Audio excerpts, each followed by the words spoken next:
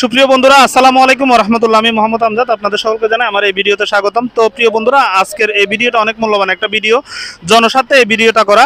তো বন্ধুরা, আমি এই মুহূর্তে অবস্থান করতেছি চট্টগ্রাম, ঢাকা চট্টগ্রাম এই মহাসড়ক। এটা হচ্ছে আপনার সীতাকুণ্ডর আর মিরসরাইয়ের মাঝামাঝি একটা ফুটওভার ব্রিজ।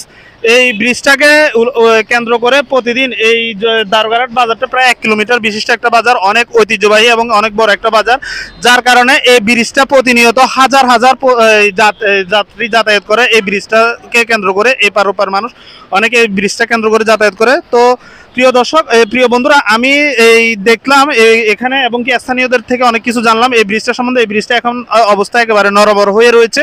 এটার নিচে যে প্লেন শিটগুলা, এই শিটগুলা একেবারে আপনার হয়ে রয়েছে। এটা হচ্ছে একেবারে ওই ময়লা, আপনার বৃষ্টি এবং আপনার রোদের কারণে এটা আপনার জম ধরে একেবারে নড়বড় হয়ে রয়েছে।